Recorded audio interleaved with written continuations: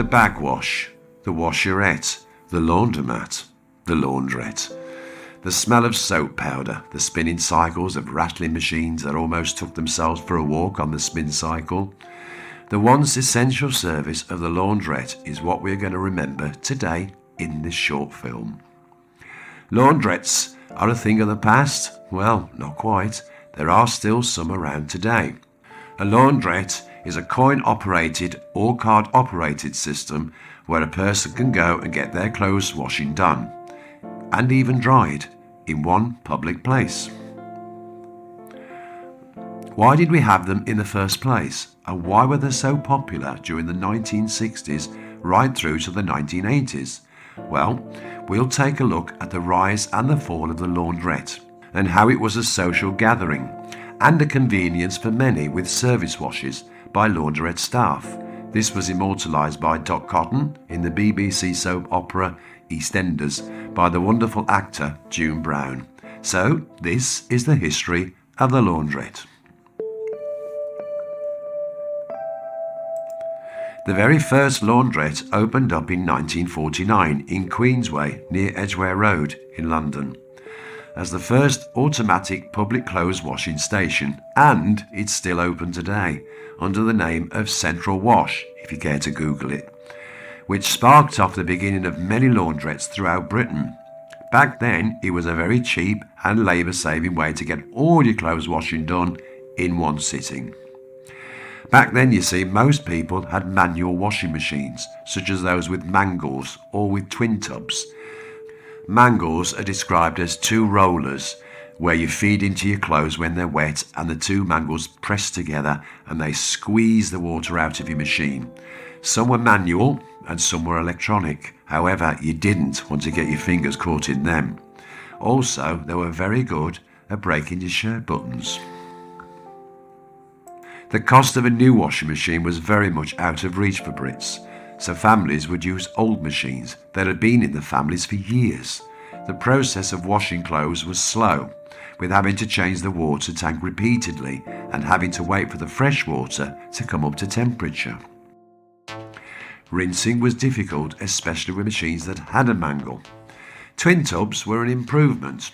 They had a spinner, so you could pour water over your clothes in the spinner and it would rinse them and spin them at the same time. However, if you didn't have your clothes evenly loaded and balanced, that spinner would rattle and it would bang, and it would also try and take your washing machine spinning across the floor. Water everywhere.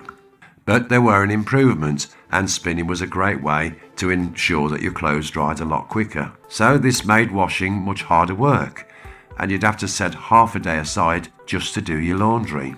This made an attractive alternative to the automatic laundrette with their wonderful washing machines. The first automatic washer came out in 1937 by Bendix, but they were mega expensive. In 2025, the cost would work out at about $3,500 with inflation. And there was a lot less disposable income in the past 70 years. Buying one of these would be virtually impossible for most people. The automatic machine was getting popular during the 1970s, but still many relied on older washers and laundrettes. The laundrette had rows of automatic machines, and we've no more ever than popping in your clothes and adding your detergents. The early machines were top loaders until the early 1970s, where there were more front-loading machines, similar to what we see today. In 1975, one main wash would set you back 30 pence, which you inserted into the machine itself. More machines such as spinners and big dryers were installed, plus soap powder dispensers added to your local laundrette. You'd literally put 10 pence in and get just enough powder to do one wash. The 1970s saw the heyday of the laundrette, with around 14,000 outlets in the UK. Those dryers were massive, and for 10p you could load all your clothes into them, but maybe you'd have to use more than one 10p to get your clothes completely dry. They were set on a timer. You see in many movies with the laundrettes or the bagwash being so lonely, a solitary place with no positive atmosphere, but in my memory that was far from reality. Sunday was the busiest day. Through the clicking and the whirring noises, there was lots of activity. People would chat and gossip over tea. Others would be sitting down reading magazines or catching up on the newspaper. Staff would be there to assist for those not familiar with the washing processes and give change whilst chatting away to regular customers. Mainly used by women with young kids running around, being shut up by being given penny sweets to munch on, as the visit would seem like an eternity for a kid, from wash to spin to drying. The atmosphere was enriched by the smells of washing powder, conditioners, and the fresh smell of dried washing. The place would get very warm with all its activity, and the large windows would steam up, so kids were writing their names through the condensation. There would be ashtrays on the machines until 1997. I always remember such capable women chatting about their families and spouses with facial expressions that mean one would never want to argue with them. Wintertime was a busy period, as many people could wash their clothes at home or would bring them there to dry. Clothes drying only would incur a small premium charge of 20 pence, and they would have less priority to use the dryers, so the people that would wash their clothes would obviously use the dryers first, so there could have been a wait. Some laundrettes had dry cleaning machines, but they were very expensive to use. The service wash, for those who wanted to pay extra for the time-saving opportunity of just dropping off their clothes and having their laundry processed by staff. They were given a day to collect the clothes, and this was a timely service. You never had any need to complain. I have memories of my sister and I lugging bags of clothes to the laundrette on a Sunday, cramming them into 2 washing machines and waiting for those lights to pop on, add conditioner, add bleach, with a little white line moving to stages of your cycle, always waiting for that final spin so you could get your clothes out and get them in the dryers. We'd always hope that we'd have 10p or so left over after we'd dried the clothes, just so we could buy some sweets down the shop. But every single time, Mother would always give us exactly the right amount of money, so we knew we were going to end up with no change whatsoever, and if we ever took those clothes home and they weren't completely dry, we were in trouble. Fun days. Anyway, as more automatic washing machines came onto the market with larger discount stores and the opportunity to rent, such as Rumbelows and Granada, they gave you more opportunity for home washings. Purchasing a washing machine became more affordable with cheaper brands and more imports.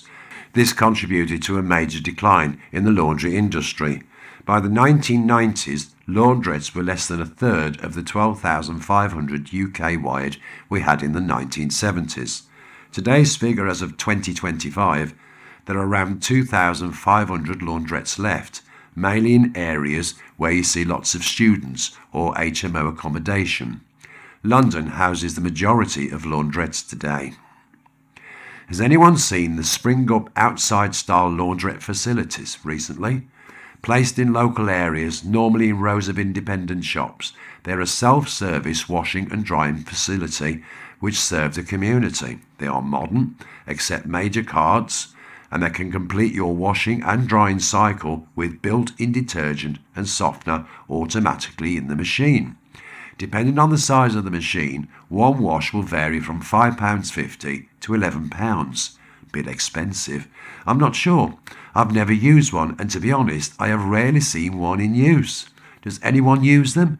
It would be interesting to hear if you have. I imagine for emergencies, it's an absolute godsend. Well, that was a light look back on our social history and how laundrettes were an essential part of many people's lives 50 years ago. How life has changed and how washing our clothes in many ways were a social occasion. Even some high-rise flats were built with community areas to wash your clothes back in the 60s, which proved to be effective in creating neighbourhood chats and connections.